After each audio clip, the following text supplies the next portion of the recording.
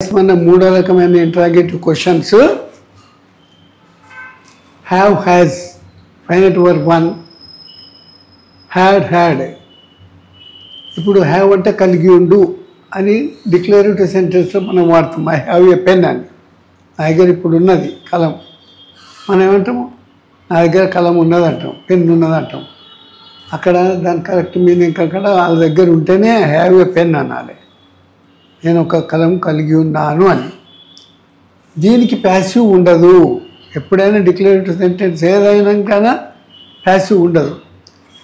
ఏదనుకుంటుంది? Work motive సెంటెన్స్కి ఉంటుంది. ఈ work motive సెంటెన్స్లో I కానీ, వి కానీ, యూ కానీ, హీ కానీ, దే కానీ, రామ కానీ, సీత కానీ, ప్రెసిడెంట్ కానీ, ఇండియా కానీ, వరల్డ్ కానీ ఏదైనా అన్నీ proper nouns, common nouns, collective nouns, abstract nouns, material nouns ఉపయోగించి ప్రొనౌన్స్ ఉపయోగించి మనం వాడతాం. మీకు బాగా ఇదివరకు నేను బేసిక్స్ చెప్పినప్పుడు బాగా గమనించుకోవాలి. ఇప్పుడు బేసిక్స్లో నేను వర్బ్ ఫామ్ చెప్పినప్పుడు I have, we have, you have, ఈ హ్యాజ్ అన్నా, she has, Rama has, India has అని థర్డ్ పర్సన్ సింగిల్ నెంబర్కే ఇగో ఈ హ్యాజ్ అనేది వాడాలి. ఇదైనా కలిగి ఉండని అర్థమే, పని పూర్తిగా వాడేదే. హ్యావ్ అన్నా కలిగి ఉండని అర్థమే, పని పూర్తిగా వాడేదే. రెండు అర్థం ఒకటే. ఇప్పుడు I have return, right, wrote, return కదా. ఈ ఫైనట్ వర్బు 1 వాడినా 2 వాడినా వర్బ్ 3 వాడాలి. దానికోసమే తయారు చేసింది అది. ఐ హ్యావ్ రిటర్న్ అంటే నేను రాసి ఉన్నాను. దీని passive ఇక్కడేమన్నాడు?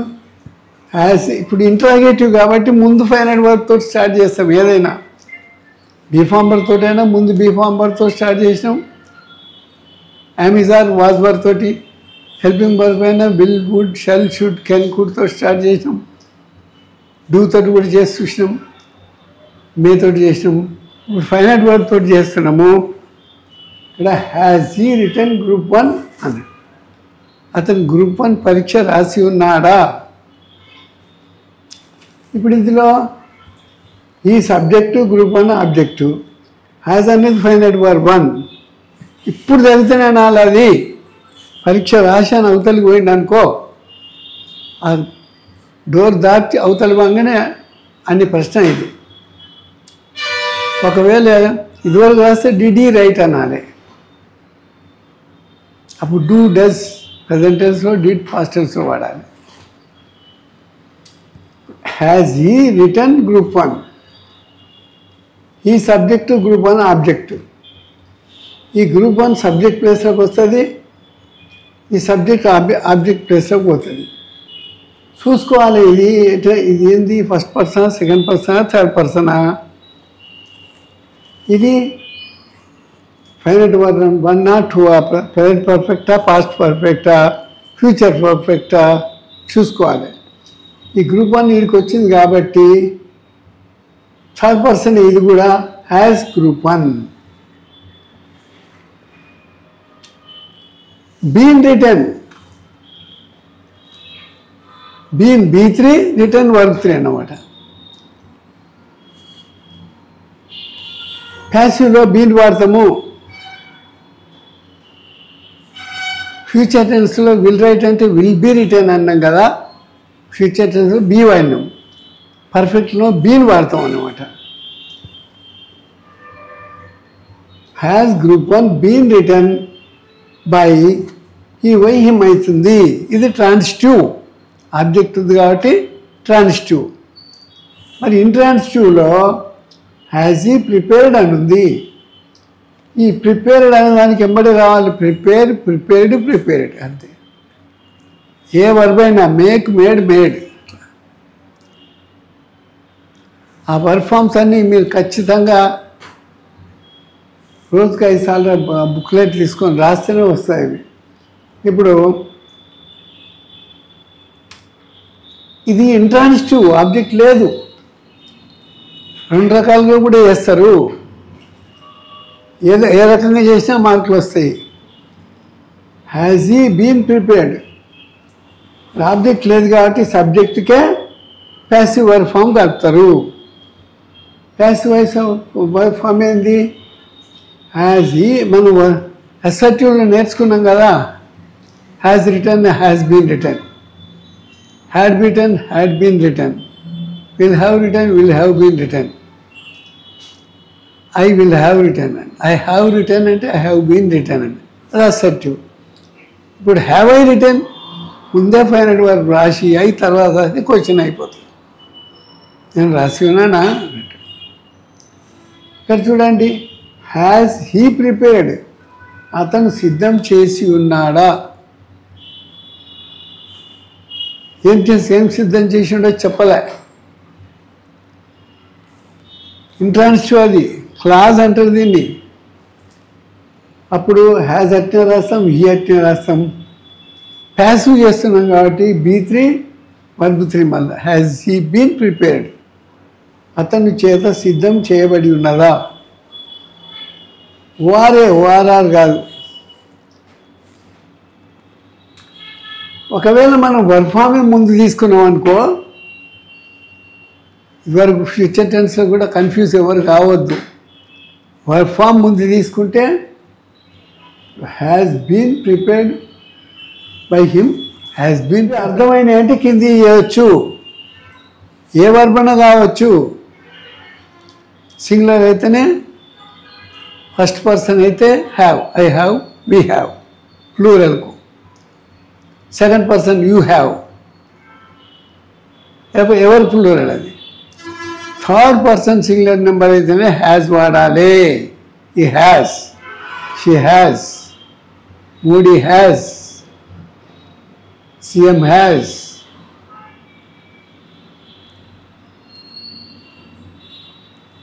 Chief minister has come, వచ్చి ఉన్నాడు ఇప్పుడే. కమ్ అట్లా అట్లా స్ట్రక్చర్ని బాగా గుర్తుంచుకోవాలి. హ్యావ్ యూ కంప్లీటెడ్ ఉంది, కంప్లీటెడ్. ఇది ఇంట్రాన్సిటివ్. హ్యావ్ అట్లనే ఉంటుంది, యూ అట్లనే ఉంటుంది. బీన్ కంప్లీటెడ్ అన్నమాట. B3 verb 3. ఏదన్నా ఒకదానికి అలవాటు పడండి. లేదా have been completed by you. ఈ హ్యావ్ ఈ కంప్లీటెడ్ ముందు బీన్ పెట్టి హ్యావ్ బీన్ కంప్లీటెడ్ బై పెట్టి యూ ఆబ్జెక్ట్ రాస్తాం. పూర్తి చేయడం అనేది మిగతా అయిందా అన్నట్టు. Have they breezed the weather, ఇది ట్రాన్సిటివ్లో ఉంది. రేపు నేను ఆన్సర్స్ పెడతాను కదా, అప్పుడు మీరు ఎన్ని కరెక్ట్ వచ్చినాయో చూసుకోవచ్చు. తప్పిపోయింది 3 సార్లు రాయాలంతే. హ్యాస్ సీఎం రిజైన్డ్, ఇది ఇంట్రాన్సిటివ్. ముఖ్యమంత్రి రాజీనామా చేసి ఉన్నాడా? Has CM resigned is post, ఇందులో ఆబ్జెక్ట్ కూడా ఉంది. బాగా మంచి ఈజ్ పోస్ట్ అనేది ప్లూరల్ ఉంది. సీఎం ఏమో థర్డ్ పర్సన్ సింగులర్ ఉంది కాబట్టి హ్యాస్ వాడినరు. మరి ముందు ఫైనల్ వర్బ్ వాడతాం కదా, ఈజ్ పోస్ట్ అనేది ఆబ్జెక్ట్ బై సబ్జెక్ట్ అవుతుంది కాబట్టి మనం ఏం వాడతారో మీరు ఆలోచించి అప్పుడు రాయాలి. బీన్ రిజైన్డ్ అనాలి. ఒకే రకమైన ప్రాక్టీస్ చేయండి. హ్యావ్ వీ లర్న్డ్, మనం నేర్చుకొని ఉన్నామా? Have you attended the classes? Had I repeated, నేను తిరిగి చెప్పి ఉంటేనా? ఇచ్చిన ఎక్సర్సైజ్ మళ్ళీ ఇస్తున్నానా ఏమైనా? ఇప్పుడు నేను చాలా గ్రామీణ ప్రాంతంలో ఉన్న వారికైనా పట్టణ ప్రాంతంలో ఉన్న వారికైనా అసలు ఇంగ్లీష్ పైన పూర్తి అవగాహన లేని వారికైనా ఉన్నవారికైనా కరెక్టే ఇంగ్లీష్ నేర్పాలనేటువంటి ఉద్దేశంతో ఇంగ్లీష్ రాని వాళ్ళ స్థాయికి దిగొచ్చి మెల్లగా చెప్పడం జరుగుతుంది. దాన్ని అందరూ ఉపయోగించుకోవాలి. రాని వాళ్ళ ఫ్రెండ్స్కి ఏం చేయాలి? షేర్ చేయాలి, వాళ్ళకి చెప్పాలి, అరే బేసిక్స్ కానీ ఇచ్చిండ్రా బాయ్. బేసిక్స్ అయినాక నౌన్స్ అయినాక ప్రొనౌన్స్ అయినాక వర్బ్స్ అయినాక యాడ్వర్బ్స్ అయినాక టేబుల్ టెన్స్ స్టార్ట్ చేస్తుంటే మళ్ళీ బాగా ఓపుకుండాలే, పట్టుదల కావాలి. ముఖ్యంగా ఇడిచిపెట్టని పెట్టద్దు. నేను ఎన్నో ఎగ్జాంపుల్స్ చెప్పినాను. ఆన్లైన్ క్లాసెస్ని కూడా ఫస్ట్ ర్యాంక్లో పాస్ అయిన వాళ్ళు ఉన్నారు. Had they played the game again, వారు తిరిగి ఆట ఆడి ఉండిరా. హ్యాడ్ ఎప్పుడో జరిగిందని సంగతి జరిగి మాట్లాడుకుంటున్నాం మనం. అప్పుడు had you learned the poem, నువ్వు పద్యం నేర్చుకొని ఇంటివా. హ్యాడ్ మీ పెయిడ్, మీరు చెల్లించి ఇంటిరా. Had she cooked the meals, ఆమె భోజనం వండి ఉండేనా. Had she dropped the bowl, ఆమె పాత్ర పడవేసి ఉండేనా. ఈ సామాన్యంగా మన ఇంటికి ఎవరైనా బంధువులు వచ్చినారనుకో, ఆ ఇంటి ఆవిడకి ఇష్టం లేదనుకో, ఈయనకి ఎవరు వచ్చిన ఆయనకి టిఫిన్ చేయాలి, టీ చేయాలి, ఇవ్వాలి, ఈయన ఎవరో ఏం సంగతి అని ఆ వంటగది కిందకి ఇచ్చిపోతుంది అనమాట. అమ్మో ఇది ఎట్లా ఉన్నట్టు వీళ్ళు ఇంట్లో వదిలేని మళ్ళీ చనిపోతాడు. లేదా మన దగ్గర వాళ్ళకైతే ఇచ్చిపెట్టారు. మరి మంచిగా ఉన్నా అన్నయ్య బాగున్నా అలా కూర్చోవట్లేదు. సో దట్ ఈ రాజకీయంగా ఆమె ఇంటికి పోయినప్పుడు పాత్ర ఇడిచిపెట్టింది కింద కావాలని. Had she dropped the bowl, ఆమె పాత్ర పడవేసి ఉండేనా. Day. Had we paid the bill, మనము బిల్లు చెల్లించి ఉంటిమా. మేము అనంటే మేము అన్నప్పుడు వాడితే మేము బిల్లు చెల్లించి ఉంటిమా. It is depend on the situation.